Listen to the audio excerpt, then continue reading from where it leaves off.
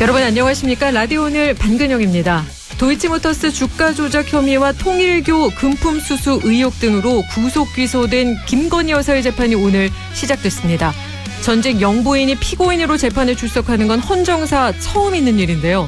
오늘 오후 2시 10분 자본시장법 위반, 정치자금법 위반, 특정범죄 가중처벌법상 알선수재 혐의로 구속돼 재판에 넘겨진 김 여사의 첫 공판이 시작됐습니다. 김 여사는 검은 정장 차림에 뿔테 안경을 쓰고 마스크를 쓴 채 법정에 들어섰는데요. 왼쪽 가슴엔 수용번호 4398번이 적힌 배지가 달렸습니다. 재판부가 법정 촬영을 허가해 오늘 본격적인 재판 시작 전 1분가량 촬영이 이루어지면서 피고인석에 선 김 여사의 모습이 국민 앞에 공개됐습니다. 이제 시작이죠. 특검과 김 여사 측의 치열한 법리 공방이 예상되는데요. 권력과 특권으로 진실이 가려지는 일이 더는 없어야겠습니다. 안동문화방송 라디오 오늘 광고 듣고 시작합니다.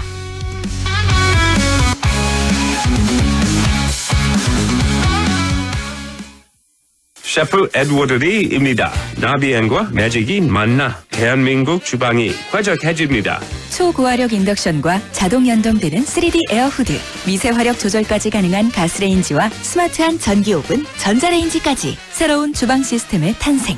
나비엔 매직. 경동 나비엔. 안녕하세요. 이찬원입니다. 발이 편하면 하루가 편하죠. 바로 서서 바로 신는 바로인 슈즈. 특허 기술의 놀라운 착화감으로 신을 때 편하고 신을수록 더 편안한 바로인을 경험해보세요. 편안함의 시작 바로인 슈즈. 남대구 IC까지 자동차로 15분. 대형 물류와 상류 시설로 다양한 업종 입주가 가능한 영호남 물류 클러스터. 서울, 대전, 대구, 부산 찍고 광주까지 동고령 IC 물류단지. 입주 문의 054-956-7241. 시행 주식회사 미래산업개발. 피로회복 비타민 B, 비맥스 골드의 활성형 비타민 B1을 2종으로 비맥스 메타, 에 B1 함량을 더 B12도 활성형으로 더 비맥스 메타 B, 에서 멈추지 않고 활성형 비타민 B 5종을 고함량으로 비맥스 Z 제대로 등장했습니다. 피로회복 제대로 Z로 비맥스 Z. 제대로 된 설명은 약사님께 지신욱 십자. 안녕하세요. 활명수 모델 려운입니다. 소화가 안 될 땐 100년 전에도 활명수 한 병 주시오. 100년 후에도 활명수 주세요.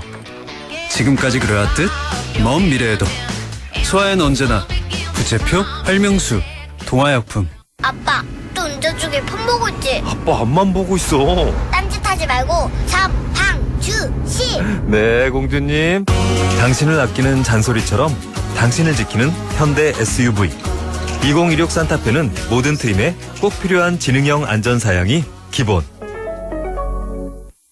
더 나은 삶, 더 나은 미래를 위한 제13회 부산국제의료기기 전시회 키메스 부산이 9월 26일부터 28일까지 부산 덱스코에서 개최됩니다. 메디컬 AI, 병원 솔루션, 피부 미용, 재활, 스마트 헬스케어까지 K의료기기의 미래를 보여줄 부산국제의료기기 전시회에 여러분을 초대합니다.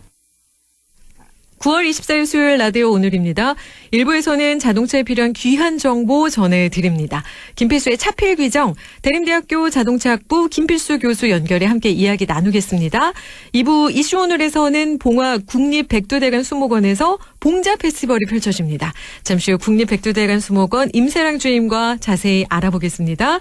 이어서 인사이드 K 배종찬 연구소장과 함께 각종 설문조사의 결과를 가지고 우리 사회를 분석해보죠. 배종찬의 리서치원을 함께하겠습니다. 라디오 오늘 유튜브로도 다시 들을 수 있습니다. 많은 애청 바랍니다.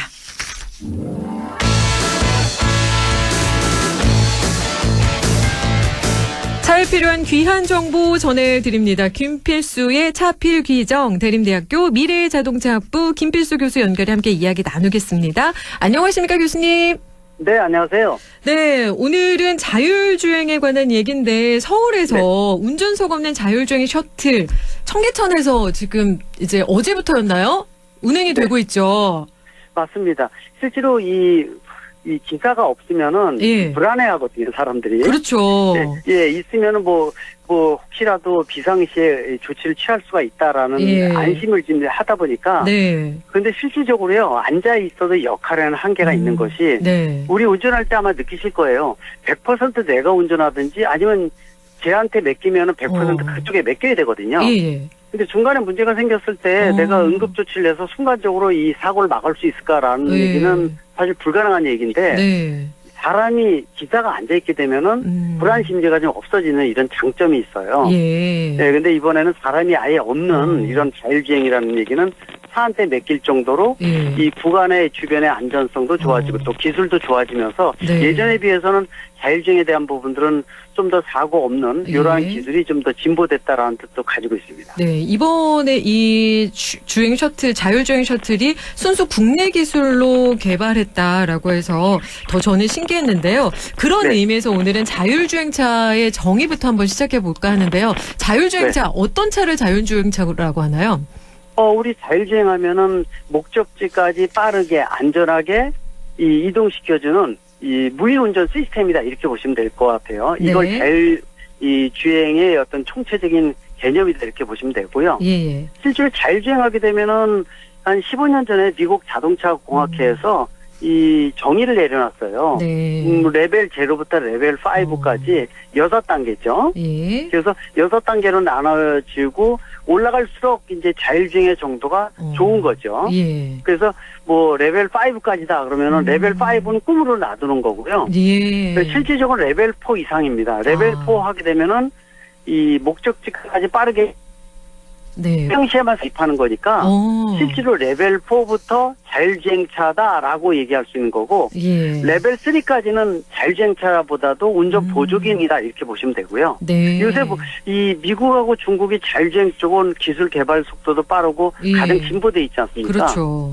그래서 우리가 뭐 중국은 13개의 도시, 또 네. 미국은 뭐 아리조나 피닉스라든지 샌프란시스코, LA, 네. 또 이 텍사스, 오스틴 이런 데가 이제 지금 자율주행차를 진행을 하고 있는데 로보택시 들어보셨을 거예요. 네네. 이 로보택시가 바로 레벨 3예요. 아, 그러니까 레벨 3요. 아직은 레벨 4 같이 완벽하지 못하고 사고도 생기고요. 예. 여러 가지 문제점이 아직 있는 상태이기 때문에 이 레벨 4가 나오려면은 시간적으로는 한 3, 4년 정도 있어야지만 레벨 네. 4가 되겠다라고 말씀드릴 수가 있고 네. 나머지 우리가 반 자율주행이라는 시스템은 레벨 1이나 레벨 2라고 보시면 될 것 같습니다. 아, 레벨 1이나 레벨 2가 반자율. 그러면 서울에서 지금 이렇게 운행되고 있는 자율주행 셔틀은 레벨 어느 정도일까요?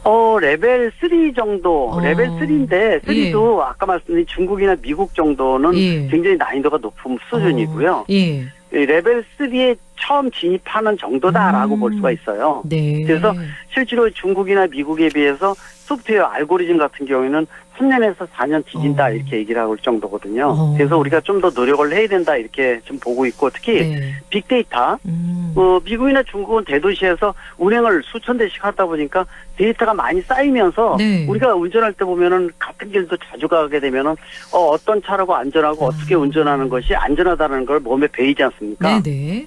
이 마찬가지로 자율주행도 이 계속 같은 길을 운행하는데 여러 가지 사건을 경험을 하면서 네. 데이터가 쌓이게 되면은 체직의 경로, 또 사고가 없는 경로 이런 것들을 자연스럽게 습득을 하는데 우리는 그런 기회가 많지 않다 보니까 빅데이터가 없어요. 예. 그래서 우리도 좀 너무 규제 일본도보다도 이런 부분들 좀 도전적으로 이 전향적으로 생각을 해야 되는데 좀 아직은 약한 부분이라는 측면에서 이 중국과 미국에 비해서는 3, 4년 정도 뒤떨어지고 있다라는 것은 좀 더 빨리 당겨야 된다고 분명히 볼 수가 있습니다. 네.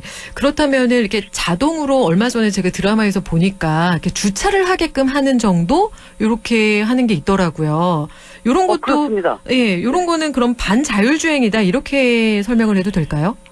그렇죠. 지금 현재 나오는 적용하는 부분들이 일부 있어요. 예. 뭐 속도가 30에서 50km 미만으로 네. 관광 지역이라든지 좀 아까 이제 청계천도 말씀하셨잖아요. 네. 지금 전국적으로는 서울, 또 세종시, 또 부산 뭐 여러 군데 나눠서 예. 각 지자체마다 일부 진행을 하고는 있지만은 실질적으로는 이 오토 발렛이라는 발렛 자동으로 해주는 거는 네. 아직은 좀 약한 부분들이 있어요. 예. 그리고 자율주행이 실외에서 적용하는 거하고 예. 건물 안으로 들어갔을 때는 시스템 적용하는 부분들이 조금씩은 틀립니다. 아, 그렇군요. 신뢰가 더 힘들어요. 우리가 말하는 예. 자율주행은 이 5G 같이 통신 기능을 통해서 외부에서 중요한 정보를 받아서 네. 뭐 자율주행차 200m 바깥에 있는 정보는 주로 외부에서 이 기능형 교통 시스템을 통해서 많이 받거든요. 네네. 근데 실내로 들어가게 되면은 우리가 말하는 GPS 정보는 쓰지를 못하기 때문에 네. 다른 주소 정보라든지 다른 방법을 이용을 해야 돼요. 아, 그런 그렇군요. 측면에서 보게 되면은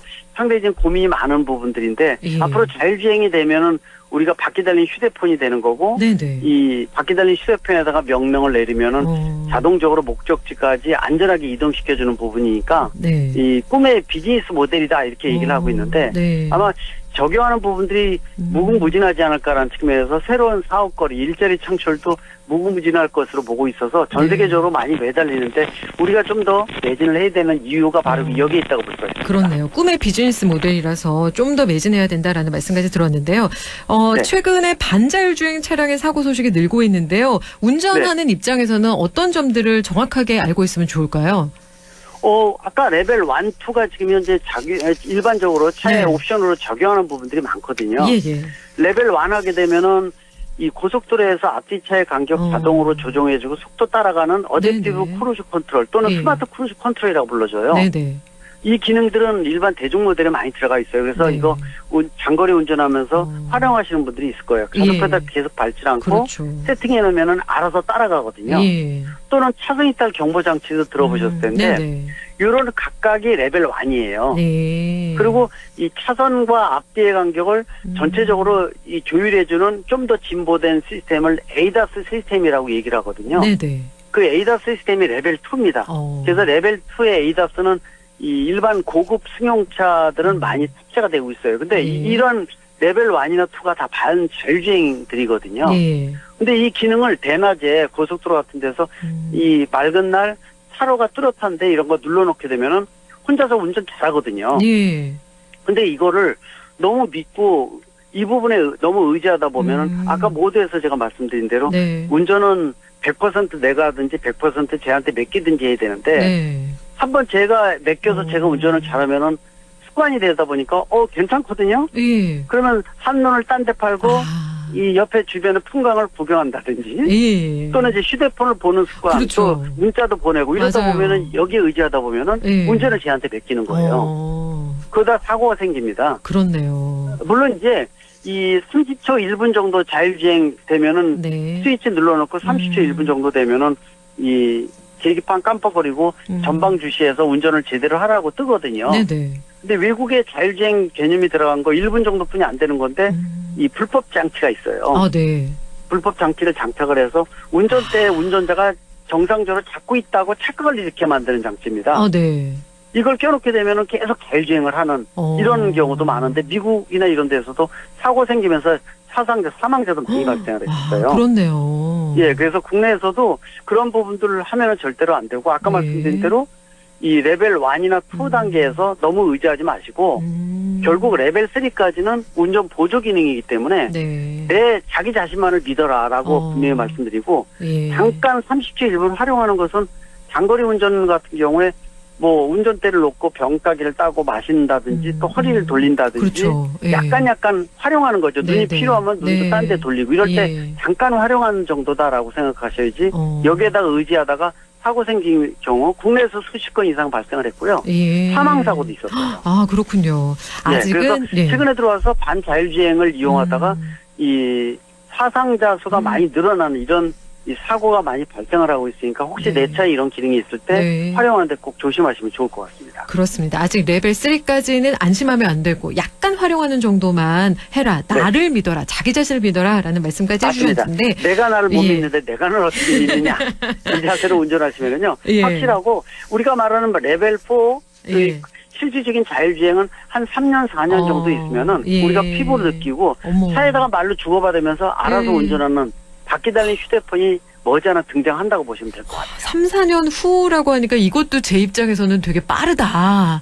과연? 막 이런 생각이 드네요. 그래서 2029년, 30년 되면은 면허가 이제 국내에서도 면허 취득사 수가 줄어들고 있거든요. 젊은 층도. 이 부분이 되면은 나중에 뭐 음주운전 이런 개념도 필요 없고요. 네. 예, 차에다가 명령 내리고 예. 차가 알아서 찾아가고 또 차하고 말을 주고받으면서 예. 뭐 이런 시대가 다가오고 또 군지 문행이라든지 물리의 혁신이 일어난다고 보시면 되니까 예. 그래서 이 움직이는 이게 이제 차만 해당되는 게 아니라 네. UAM 같이 도심의 항공 모빌리티도 자율주행이 되고요. 네. 예, 로보빌리티라고 또 올해 말부터 뭐 생산 현장에 예. 걸어다니는 로봇 적용하는 거 얘기 들어보셨을 거예요. 네네네. 네, 이런 것들도 이제 자율주행에 대한 개념도 포함이 되니까 움직이는 것 모든 것에는 자율주행 개념이 포함되니까 시대가 급변한다고 보시면 될 것 같습니다. 레벨 4는 3, 4년 후지만 벌써 자율주행이라는 개념이 우리 주변에 지금 이제 속속속속 들어오고 있네요. 네, 그렇습니다. 근데 이제 이게 자율주행이라는 말을 일반인들한테 잘못 쓰게 만들면 혼동을 일으켜서 얘가 내를 대신해서 확실하게 운전해주겠다라고 해서 네네. 자율주행이라는 영어, 각국의 언어를 못 쓰게 하는 국가들이 많아지고 있어요. 그렇군요. 예, 그래서 뭐 영국, 독일이나 또 이 미국, 이 캘리포니아 주라든지 네네. 또 이 중국도 올여름부터 이 자국 언어로 자율주행이라는 말 못 쓰게 하기 시작을 했어요. 왜냐하면은 착각을 일으켜서 눌러놓고 알아서 해주겠지라고 해서 사고가 많이 생기다 보니까 네네. 이 부분에 대한 책임이 제작사도 있다라는 뜻을 가지고 있기 때문에 네. 그래서 우리가 더더욱 조심해야 되는 이유가 바로 여기에 있다고 볼 수가 있습니다. 지금은 그렇다면 우리가 자율주행 차라고 하지만 저희도 경계심을 좀 경각심을 세우기 위해서라면 언어를 좀 바꿀 필요가 있겠네요. 맞습니다. 예. 혼동을 일으키면 안 되고요. 예. 아까 말씀드린 운전 보조 기능이라는 거. 네. 그리고 신차를 살 때 이런 기능에 대해서는 정확하게 소유자들한테 고지를 해서 좀 주의에 대해서 좀 신경을 쓰게끔. 왜냐하면은 이거 혼동을 해서 사고가 일어나는 경우가 굉장히 많다는 겁니다. 그렇죠. 나중에 사고 난 다음에 예. 소유자들이 이거 얘가 알아서 해주는 거 아니냐라고 나는 그렇게 알고 있었다라고 네. 그렇게 결론 내리는 분들도 많다는 겁니다. 그렇다면 저희가 이제 실용화되기 전까지 보험이라든가 법정 문제라든가 미리 대비할 부분이 어떤 것들이 있을까요? 지금 법적인 부분들이 문제예요. 예. 왜냐하면은 지금까지는 인격체라는 수백 년 동안 사람 중심으로 이루어지는 법이 예. 이제는 법적 인격체라고 해서 자율주행차가 나오게 되면은 차 한 대 한 대에다가 책임을 물을 수가 있어요. 그러면은 네네. 보험도 만들어야 될 거고 또 책임 소재에 대한 것들도 또 해킹에 대한 것들도 앞으로 많아지거든요. 네. 그래서 그런 것까지 합쳐서 법과 제도에 대한 것들을 수십 년 동안 좀 더 법적 인격체라는 중심으로 바뀐다고 보시면 될 것 같아요. 그러다 보니까 이제는 법적 체계가 완전히 지금까지 우리가 관행적으로 쓰던 법하고 틀려진다는 것들도 유심히 좀 들여다보시면 좋을 것 같고 운전하는 분들이 지금 알아야 될 내용들이 훨씬 더 많아지고 있다. 또 전기차 시대에 대해서 운행 방법, 자율주행도 방법이 틀려지고요. 좀 더 많아진다고 볼 수가 있습니다. 그러니까 레벨 4로 실용화되기 전까지 저희가 공부해야 할 양이 사실은 상당히 많다. 이렇게 알고 있어야 되겠네요. 맞습니다. 그래서 보험 체계가 어떻게 변하는지. 네. 예를 들어서 전기차 같은 경우에도 예전에 말씀드렸잖아요. 네네네. 이 비가 올 때 심수도로 같은데 맞아요. 이 전기차 지나갈 때 조심하세요. 네네. 과속 방지턱도 그렇고 저준선으로 충전하지 마세요. 네. 등등 이런 여러 가지 부분들은 내연기관차에서 얘기 안 했던 부분들이거든요. 네네. 근데 전기차는 그만큼 달라진다는 거. 그리고 이 자율주행은 좀 더 그런 부분들이 강조된다는 것들도 큰 변화라고 볼 수가 있습니다. 네, 오늘 자율주행차에 대해서 알아봤는데 오늘 말씀 여기까지 함께하겠습니다. 교수님 고맙습니다. 네, 감사합니다. 지금까지 김필수의 차필규정 대림대학교 미래자동차부 김필수 교수와 함께 이야기 나눴습니다. 라디오 오늘 1부 여기까지고요. 잠시 후 2부에서 뵙겠습니다.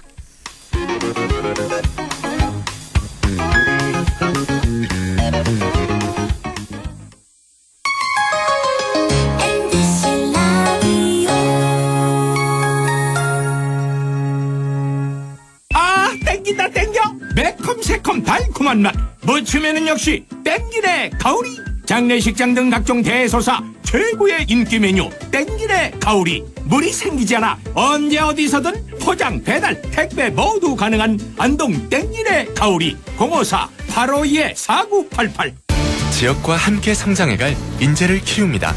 지역교육 혁신을 주도하는 안동과학대학교 새로운 도전을 위한 성인학습자 평생 직업교육 해외 우수인재 지역 정착을 위한 명품 교육과정 혁신 대학이 지역의 미래다 혁신을 주도하는 안동과학대학교 한순간에 일어나는 금융사기 예방과 대처법 알려드립니다. 첫 번째, 매일 문자 메시지에 있는 확인되지 않은 링크는 클릭하지 마세요. 개인정보 유출의 통로가 될 수 있습니다. 두 번째, 주민등록번호, 통장 비밀번호 등 개인정보를 전달하지 마세요. 대한민국의 공공기관에서는 전화나 문자 메시지로 개인정보를 요구하지 않습니다. 세 번째, 금융사기 피해가 의심된다면 112에 신고하고 해당 은행 고객센터에 전화하세요. 해당 계좌의 지급 정지를 요청할 수 있습니다. 네 번째, 금융사기 피해 금액에 대해서는 해당 은행을 방문하여 피싱사기 피해금 환급을 신청하세요. 다섯 번째, 은행의 보안 서비스를 적극 활용해 주세요. 확인되지 않은 PC에서는 이체가 안 되게 하거나 해외 IP를 차단하는 등 금융사기 예방이 가능한 서비스를 이용할 수 있습니다. 한순간의 클릭으로 일어나는 금융사기 예방과 대처법을 꼭 기억해 주세요.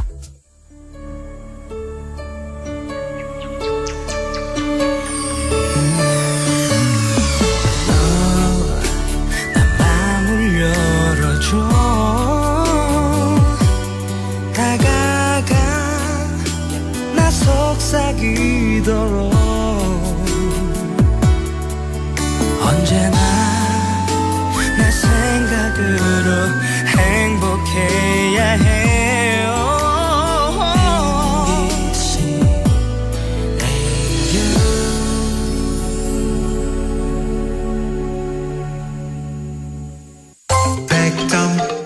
MBC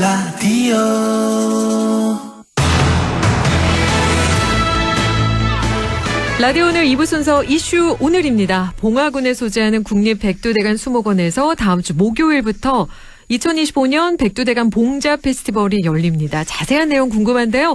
국립백두대간 수목원 임세랑 주임 연결해 자세히 알아보겠습니다. 안녕하십니까? 네, 안녕하세요. 국립백두대간 수목원 고객서비스실 임세랑 주임입니다. 네, 반갑습니다. 국립백두대간 수목원 2018년에 개원했죠.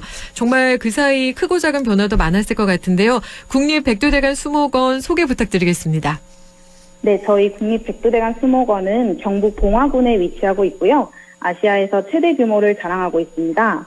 백두대간과 고산 지역 산림 생물 자원을 수집 보존하여 생물 다양성을 증진하고 양질의 관람 및 교육 서비스를 제공하고 있습니다. 또 백두산 호랑이 종 보존 및 동물 복지 향상을 위해 백두산 호랑이도 보유하고 있어 관람객들에게 인기가 많습니다. 국립백두대간 수목원 정말 많은 분들에게 사랑받고 있는데요. 2025년 함께하는 봉자 페스티벌 다음 달 2일부터 시작이 되는데 봉자 페스티벌은 어떤 행사일까요? 네, 봉자 페스티벌은 봉화 자생꽃 축제로 지역 농가에서 직접 키운 꽃과 지역 예술인, 소상공인이 함께 협업하여 만드는 상생 축제이고요. 이번 축제는 10월 2일부터 12일까지 추석 당일만 휴관하고 총 10일간 무료 입장으로 진행될 예정입니다. 특히 10월 2일에 개최하는 풀림 토크 콘서트는 나태주 시인 한서연 횡기 작가님, 그리고 숲을 잃는 사람의 저자인 허태인 박사 세 분이 만나서 식물을 감각하는 법에 대해 이야기를 나눕니다. 이 외에도 축제 기간 내에 마술쇼 등 가족 단위로 즐길 수 있는 다양한 프로그램들이 준비되어 있으니 많은 관심 부탁드립니다. 봉자 페스티벌 이름부터 친근한데요. 이번 축제의 부제가 꽃, 별의 그리우다. 바로 이건데 어떤 의미를 담고 있을까요? 맞습니다. 저희 꽃, 별의 그리우다의 꽃은 나와 우리를 의미하고요. 별은 밤하늘의 별, 자생식물, 그리고 우리의 미래, 희망, 꿈 등을 상징합니다. 기후위기로 빠르게 변하고 있는 시대에 저희가 함께 살아가는 방법에 대한 메시지를 전달하고자 이런 부제를 정했습니다. 꽃, 별의 그리우다. 이름도 참 예쁜데요. 봉자 페스티벌, 조금 전에 지역 농가와 지역 예술인, 소상공인이 함께하는 축제다라고 말씀을 해주셨는데요. 지역 밀착 축제다라는 점에서 더 큰 의미를 갖는데 지역민들의 반응도 궁금합니다. 어떤가요? 네, 봉자 페스티벌은 지역 농가에서 이제 직접 재배한 식물로 꾸며지는 꽃 축제다 보니까 농가분들이 굉장히 자부심을 가지고 계시고, 또 소상공인분들은 플리마켓에 참여하고 예술인분들은 버스킹 공연으로 이제 관람객들과 직접 만나는 시간을 가지기 때문에 많이 기대하고 계십니다. 저희도 지역과 함께 만들어가는 축제라 의미 있고 그만큼 보람을 더 느끼고 있습니다. 네, 숲이 그립다, 꽃이 그립다 하시는 분들은 2025 봉자 페스티벌에 가시면 좋을 것 같은데요. 봉자 페스티벌 올해 가면 어떤 꽃과 식물을 만날 수 있을까요? 소개 부탁드리겠습니다. 네, 저희 봉자 페스티벌은 봉화 농민이 심고 봉화군의 빗물과 햇빛으로 길러낸 야생화 언덕의 개미치 및 구절초 대군락과 12종의 국화들로 이제 전시를 준비했는데요. 페스티벌 주제인 꽃, 별의 그리우다를 눈으로 직접 보고 느낄 수 있도록 진입광장에는 도시를 표현한 조형물, 나무, 다양한 꽃이 어우러진 테마 정원을 준비했고, 그거에 약 5,000본의 국화와 국립백두대간이 이제 함께 그려낸 의미 있는 요 그림 한 폭을 꼭 감상해 보셨으면 좋겠습니다. 한 폭의 그림까지. 개미치, 구절초, 12종의 국화들 여러분 전시도 있다고 하니까 기대해 보셔도 좋을 것 같은데요. 그 외에도 다양한 특별전과 공연 이벤트가 펼쳐지죠? 네, 맞습니다. 저희 방문자센터에서는 지역 농가 그리고 예술인분들과 함께 기획하고 지역 상생 사업을 알리는 ESG 아트 특별 전시인 별일 없이 꽃 피우는 중이 축제 기간에 맞춰서 개최될 예정이고요. 또 자생식물 모빌 만들기, 페이스 페인팅, 그리고 시드볼 만들기 등 다양하고 재미있는 프로그램을 많이 준비해뒀습니다. 그리고 특히 10월 7일과 8일에 6시부터 8시까지 목재 무드 등 만들기와 마술쇼를 즐길 수 있는 야간 특별 행사인 봉자야 놀자도 진행되니까 많이 방문해 주셨으면 좋겠습니다. 봉자야 놀자도 여러분 기대하셔도 좋을 것 같습니다. 마술쇼 6시부터 8시까지 무드 등도 만들 수 있는 시간입니다. 꼭 기억해 주시면 좋을 것 같은데요. 국립백두대간 수목원 하면 호랑이 숲, 호랑이가 또 상징이잖아요. 백두대간 수목원에 가면 거대한 백두랑이를 만날 수 있는데요. 우리 호랑이 숲, 호랑이들 잘 지내고 있을까요? 네. 저희 6마리 호랑이들은 보금자리인 호랑이 숲에서 아주 잘 지내고 있고요. 매일 1마리에서 2마리씩 오전과 오후 교대로 근무하고 있고, 축제 기간에는 오후 2시 30분부터 3시까지 사육사가 들려주는 이제 백두산 호랑이 특별 생태 해설도 진행되니까 많은 관심 부탁드립니다. 많은 분들이 가셔서 2025 봉자 페스티벌 즐기셨으면 좋겠습니다. 우리 임세랑 주인님 마지막으로 덧붙이고 싶은 말씀 있으실까요? 네, 저희 다가오는 추석 가족과 함께 따뜻한 시간 보내시길 바라면서요. 연휴 동안 진행되는 저희 수목원 축제에도 꼭 한번 들려주시면 좋겠습니다. 그리고 자연 속에서 산책도 하시고 다양한 볼거리와 체험도 즐기시면서 가족, 지인들과 함께 특별한 추억 만들어가면 좋을 것 같아요. 2025 봉자 페스티벌 가면 임세랑 주임님도 만날 수 있나요? 네, 저는 항시 대기하고 있으니 언제든 놀러 오시면 좋을 것 같습니다. 목소리부터가 기운이 남다르십니다. 봉화의 좋은 기운을 받으셔서 그런가요? 맞습니다. 호랑이 기운을 받아서. 네, 오늘 함께해 주셔서 고맙습니다. 네, 감사합니다. 지금까지 국립백두대간 수목원 임세랑 주임과 함께 이야기 나눴습니다. 라디오 오늘에서는 청취자 여러분의 참여를 기다리고 있습니다. 우리 지역에서 발생한 사건, 사고 소식이나 함께 토론하고 싶은 내용을 안동 MBC 홈페이지 라디오 오늘 게시판에 올려주시기 바랍니다. 전화와 문자 참여도 하실 수 있습니다. 전화는 851국에 7191번, 문자는 샵 0913번으로 보내주시면 됩니다. 문자는 단문 50원, 장문 100원의 정보 이용료가 있습니다. 여러분의 많은 참여 바랍니다.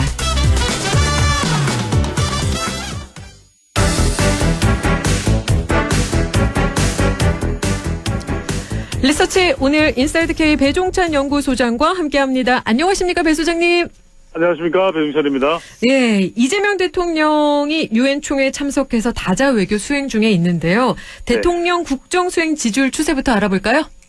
네, 오늘은 수치보다는 추세로 좀 말씀을 드려야 될 것 같습니다. 이제 대통령 임기 100일을 지나서 이제 만 4개월째로 이제 향해 가고 있는데, 또 이제 추석 명절 민심이 상당히 중요하거든요. 이제 최근에 이제 흐름을 보면은 지난 한미 정상회담 이후에 올라갔던 대통령의 지지율이 최근에 또 이제 여야 간의 극한 대치 국면이 만들어지면서 대통령도 여기에 완전히 또 예외일 수는 없습니다. 그러다 보니까 대통령실에서 브리핑 관련된 부분도 원칙적 공감, 바로 조희대 대법원장과 관련된 부분이겠죠.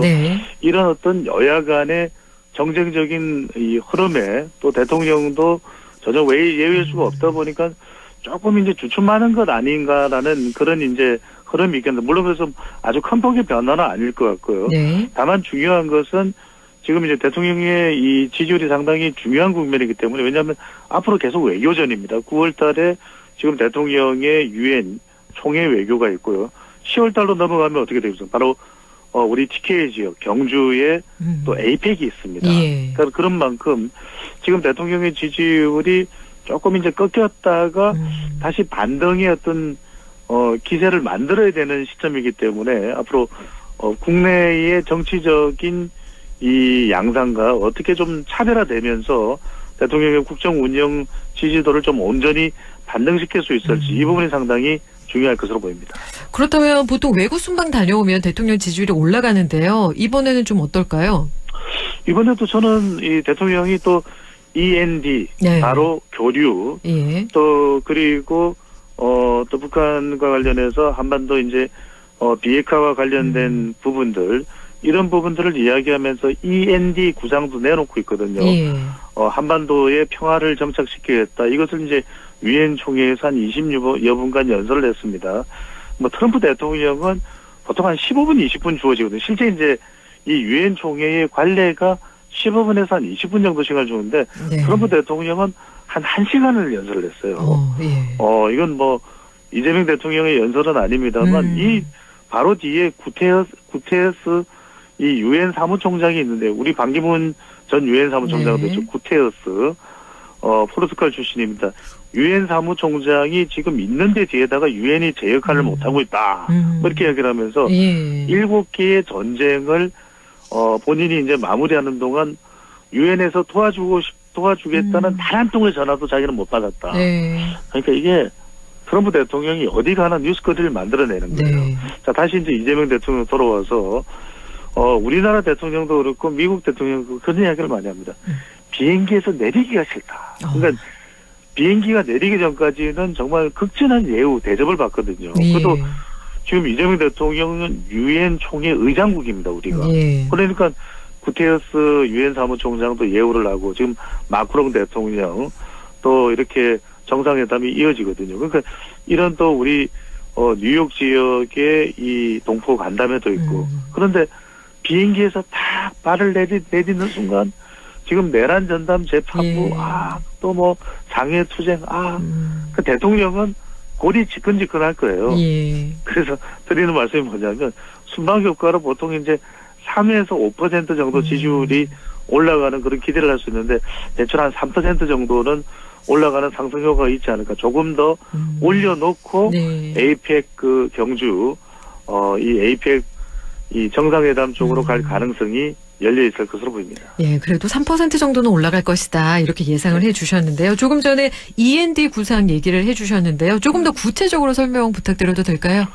그렇습니다. 이게 END이기 때문에 지금 교류를 하고 그리고 예. 이제 실용 외교를 극적으로 이제 이야기를 한다고 봐야 되겠죠. 이제 그 머리 글자를 따서 이제 END, D는 예. 이제 denuclearization, 바로 비핵화를 통해서 이런 또 E는 이제 교류입니다. exchange, 교류를 예. 통해서 이제 그 머리 글자를 따다 보니까 예. 끝내겠다. 예. 이제는 이 불안한 한반도에서의 불안한 이 정세를 이제 끊어내겠다라는 것이 이재명 대통령의 판단이고 그렇게 하기 위해서는 전 세계가 지금 상당히 불안한 국제적 양상도 있지 않습니까? 그렇죠. 그런데 우리의 경우에는 예.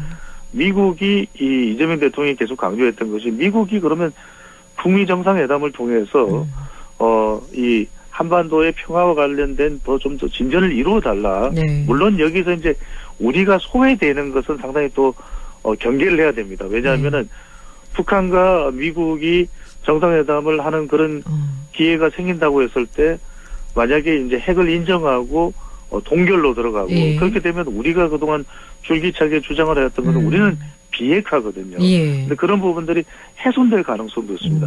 그래서는 곤란하죠. 실용 외교라는 것이 실질적인 효과를 거둘 수 있는 외교를 이야기하는 것이지 예. 우리는 무시하고 미국과 북한이 햄버거 먹으면서 도란도란 이야기를 나누고 끝내라는 건 아니거든요. 예.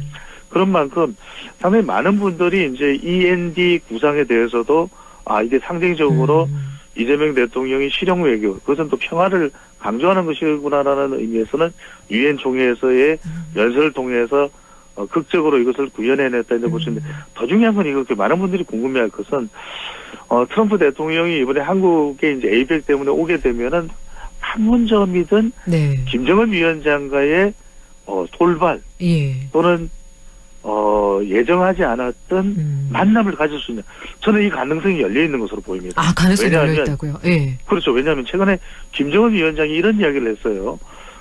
마주 서서 만날 수 있을 것이고, 예. 그리고 트럼프 대통령과는 좋은 추억을 가지고 있다. 네. 이렇게 이야기를 했습니다. 예. 그런데 여러분들 한번 생각해 보시면, 이 북한의 경우에는 이 발언의 이 글자 그대로의 의미가 굉장히 중요한데, 트럼프 대통령과 김정은 위원장이 3번을 만납니다. 한 번은 싱가포르, 한 번은 하노이, 결렬이 됐죠. 근데 싱가포르는 첫 만남이라서 상당히 좀 긴장이 있었고요. 그다음에 하노이에서는 결렬이 됐다면 기분이 좋지 않죠. 상당히 기분이 좋았던 것은 바로 판문점이었습니다. 네. 판문점에서 김정은 위원장이 북쪽 땅도 밟으시라요. 이러면서 그때 북쪽으로 잠깐 넘어가거든요. 근데 그때 가만히 보면 그 당시에 문재인 대통령 북쪽으로 안 가요. 트럼프 대통령만 갑니다. 그게 상당히, 왜냐하면 단 2사람만의 대화예요. 어떤 취재진도 그 순간을 엿들을 수가 없거든요. 그런데 김정은 위원장이 조금의 영어는 스위스 유학파기 때문에 할 줄 아는 걸로 알려져 있습니다. 우리가 뭐 김정은 위원장에 대해서는 많은 비판을 하지만 외교는 또 외교로 받아들여야 되니까요. 그러면 이걸 한 번 더 기대를 하고 있을 것이다. 그래서 경주에서, 서울에서 이재명 대통령과 정상회담, 에이펙은 경주, 그리고 판문점에서 김정은 위원장과 만나게 될 가능성. 이게 왜냐하면 여러 지금 전문가들은 노벨 평화상을 노리고 있는 트럼프 대통령으로서 이게 극적인 사진이 된다는 거예요.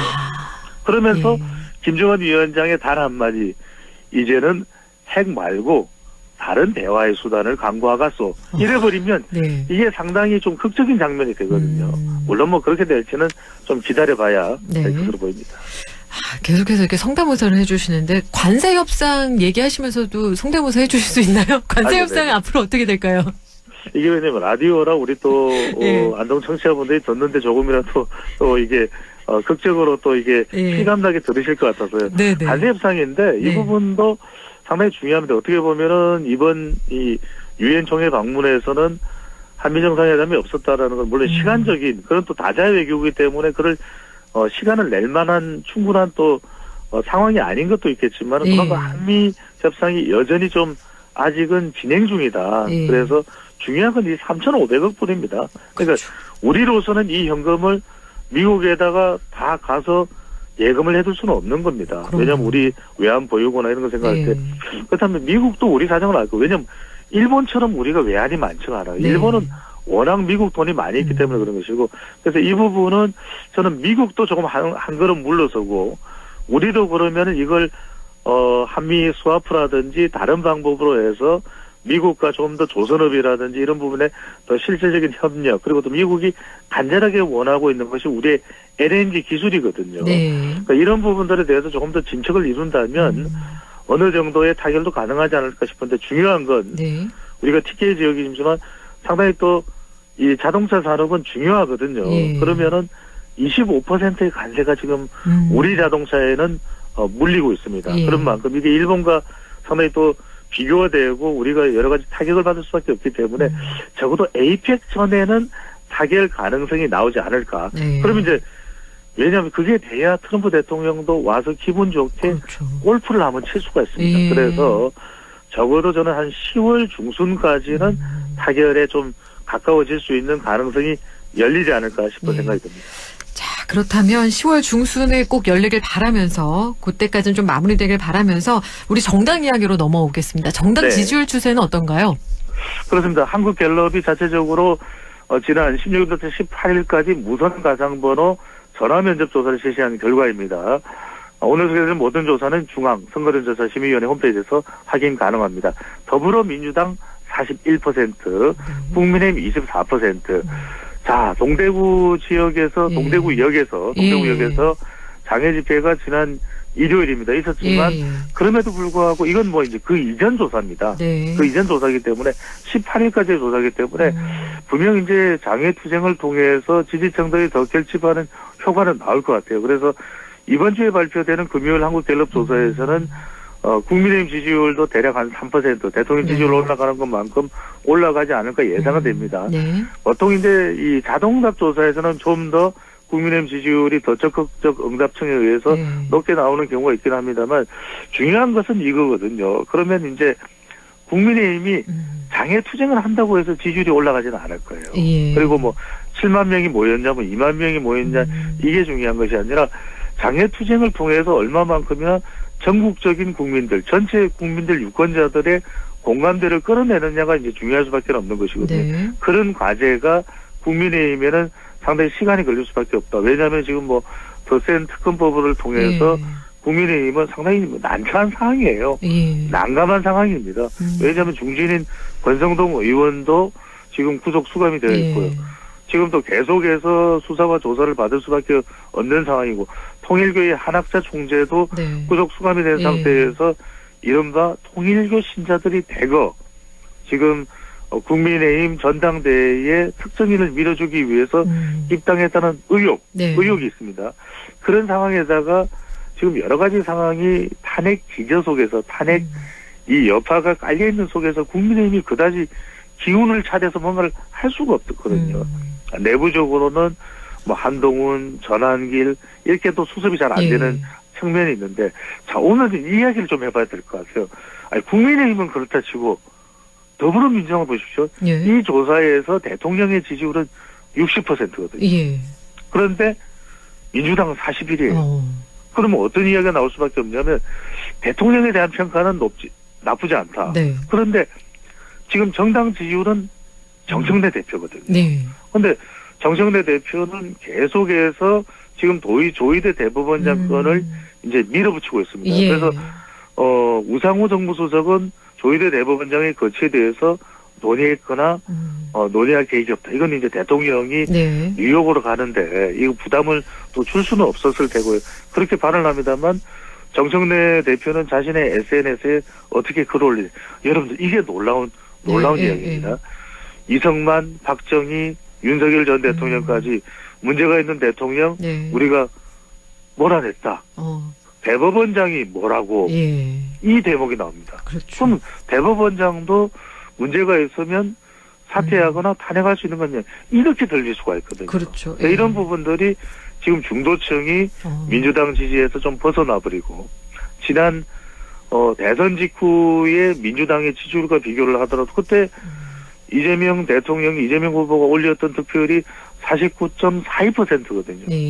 그런데 지금 정당 지지율이 41%라는 것은 대통령 지지율은 대선 득표율보다 높은데 정당 지지율은 그보다 낮다. 이 이야기는 정청래 대표로서는 지금 강성 드라이브를 해 나가는 데 있어서 상당히 좀 부담이 되고 있는 거 아닌가. 왜냐하면 지지율상으로는. 하지만 그럼에도 불구하고 정청래 대표가 이 강공 드라이브에서 물러설 것으로는 보이지 않는다는 것이 정말 이 여의도 정치권이 정말 앞이 보이지 않는 캄캄한 이 터널을 지금 통과하고 있다. 이렇게 말씀을 드릴 수가 있는 거죠. 네. 정청래 대표가 이제 강경 모드다라고 말씀을 해주셨는데 장동혁 국민의힘 대표도 그렇게 봐도 될까요? 이 동대구역 집회에서 보여준 모습이라든가 이런 것들을 통해서? 여러분들에게 이제 우리가 일종의 이제 이슈를 분석하는 것이니까 이렇게 분석을 하시면 됩니다. 상대방에 대한 험담 중에서 제일 심각한 험담이 뭐냐면 동물이 등장하는 겁니다. 그러니까 우리가 이제 이번에 장동혁 대표가 대구 집회에서 정청래 대표를 향해서는 똘만이라고 이야기를 했거든요. 그랬더니 또 정청래 대표는 바로 맞받아서 장동혁 대표가 똘만이다. 이건 서로 이제 마늘과 쑥을 1000번 10,000번 먹어도 악수를 안 하겠다는 이야기가 되는데 장동혁 대표가 동대구역 이 집회에서 하이에나를 꺼내들었어요. 하이에나처럼 이리저리 이리 하이에나처럼 저리 이리 이건 뭐냐면 극한 대치 국면입니다. 그러니까 정청래 대표가 강공으로 가다 보니까 이제 장동혁 대표는 이재명 대통령의 여야 지도부 회동 지난 8일이었죠. 그때만 하더라도 조금 유화적인 이 여야 관계로 가볼까 하는 생각도 했던 것 같아요. 그래서 마늘과 쑥이 이 이야기를 꺼냈는데 지금 완전히 이 정청래 대표는 밥상을 뒤엎어버린 것이거든요. 예. 그러면은 장동혁 대표로서도 당 지지층을 생각하거나 본인의 위상을 생각하거나 최근에 이제 뭐 수치는 말씀 안 드립니다. 차기 대선 후보 여론조사에서도 여러 몇 개의 조사가 있으니까 그런데 주목받는 인물로 부상되면서는 장동혁 대표마저도 극한 대치 국면, 강대강 대결 구도로 갈 수밖에는 없어 보입니다. 예. 시간이 얼마 안 남았는데 네네. 마지막 질문 드리겠습니다. 법사위에서 추미애 법사위원장이 나경원 의원을 향해서 윤석열 오빠 발언하면서 추나대첩이다 뭐 이런 말도 나오고 있는데요. 어떻게 보면 좋을까요? 왜 그러는 걸까요? 제가 이런 말씀 드립니다. 예. 자꾸만 이게 이제 제가 일종의 문자 분석을 하는데 시간이 많지 않기 때문에 예. 상대방의 성실을 가지고 뭔가 발언이 나오고 여성이 오빠 발언이 나오면 이거는 거의 막장이라고 보시면 됩니다. 아, 예. 자, 추나대전, 추미애 법사위원님 그런 일이 있어서는 안 된다는 경쟁의 의미에서 제가 말씀드리는 겁니다. 네. 나경원 의원을 향해서 네. 윤석열 오빠를 이야기를 해버렸거든요. 예. 그 다음에 지금 국민의힘에서는 한 의원이 추미애 의원도 TK 출신입니다. 추미애 예. 의원을 향해서 추할 추자라고 이야기를 해버렸어요. 네. 말 그대로 추나대전, 나추대전 제가 이 말씀을 드립니다. 앞이 보이지가 않습니다. 알겠습니다. 오늘 말씀 여기까지 함께하겠습니다. 고맙습니다. 감사합니다. 지금까지 리서치오늘 인사이드 K 배종찬 연구소장과 함께했습니다.